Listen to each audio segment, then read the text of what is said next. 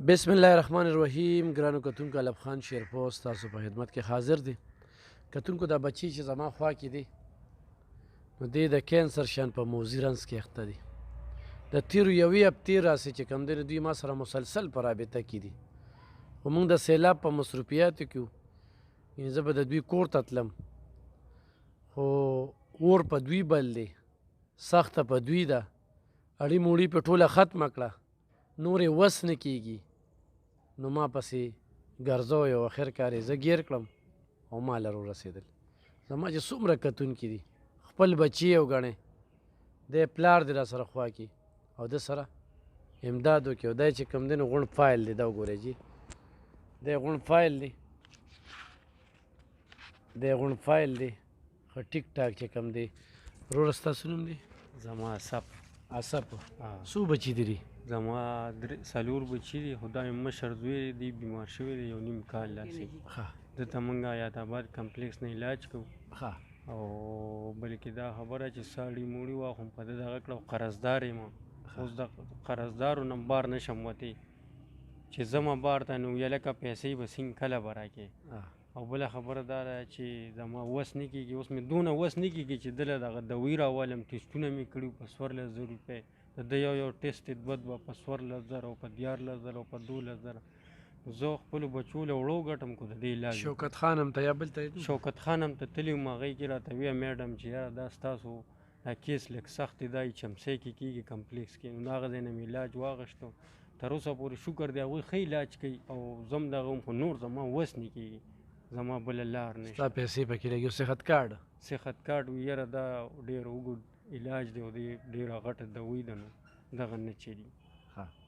ستا موبایل نمبر څه دی؟ 0317 97 82 300. بیا ووایه. 0317 97 82 300. بچی ستاسو نوم دی؟ موسی. موسی څومره وخت بیماره شو؟ ما خو یو نیم کال کې. تا ته څه تکلیف وي موسی؟ بس دردونه یې رامنې په ټول وجود. پلار صاحب پیسې شته؟ نه جي. چې څو هغې ختم کړل؟ خلکو ته څه وی؟ بس چې څه وسي چې موږ سره وکړي، علاج له پیسې رولېږي، چې ټیک شي ته به ورته دوا کړې. جي. کله چې دردونه را باندې راشي پلار دی چې بوځي، نو هغه ټایم کې خو به خفه کېږي چې ده سره خو څه نشته. بس منډې وی راوي، چا نه راوالي، بس تا بیا بوځي. وروره ستاسو نوم دی؟ زما جي شارون نوم دی. شارون ته به څه وی؟ بس جي به دای سره مدد وکړي، نو بس مونږ به څه وایو، زمونږ هم دا اوښی مو دی، دا مو د اوښي زوی دی، او چې څه منډه تړله مونږ هم وکړه. دا د ټولو مؤمن مسلمانانو سره خو کړي، آیا منډې تړلې وای، خو بس بقایا هېڅ وس هم نه کېږي. نو زما ټول وروریان مسلمانانو ته دا خواست دی چې هر څه مدد ده سره کوي، لس یې شی نو ده سره دې وکړي، دا مهرباني دې وکړي. تاسو سرکي دي که نه؟ دا اوجي دی د سرکي دی، غزګړي ایری دی د اوجي. او زه خپله نوښار نه راغلی یم، مېلمه یم. زه پرون راغلی یم جي، تاسو پسې ما ډېر کالونه هم کړي دي، وایس مې هم کړی دی. نو ما چې تاسو سره ملاقات بس په لومبي ځل وشو جي، نو بس زه امانګل نه راغلی یم. کتونکو، دا د امانګل نه راغلی دی، پرونه داسې دی ما پسې ګرځي، دفتر ته راپسې 2-3 پیرې، خو زه دا 15 ورځې دفتر کې نه یم ناست.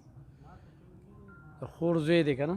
اوښي زوی مې دی جي. او دا درد چې کوم دی دې وخت کې دا پلار محسوسوي چې دی کله دا زوی هسپتال ته بوځي او چې ته شجې وته مې دښمنې. نو زمونږ دغه کار و چې مونږ خو تاسو ته وړاندې کړ. اوس تاسو دا کار دی چې خپل بچي وګڼئ، 40 روپۍ 20 روپۍ، ولې چې نن سبا یو سړی پردی کور خپل کور نشي ساتلی، نو پردی به څو ساتي. خو بیا هم خپلو خپلوانو سره خپل کوشش کړی دی تر خده پورې. او دې وخت کې څومره قرضدار یې؟ دې وخت کې زه جي 3-4 لکه روپۍ قرضدار یم.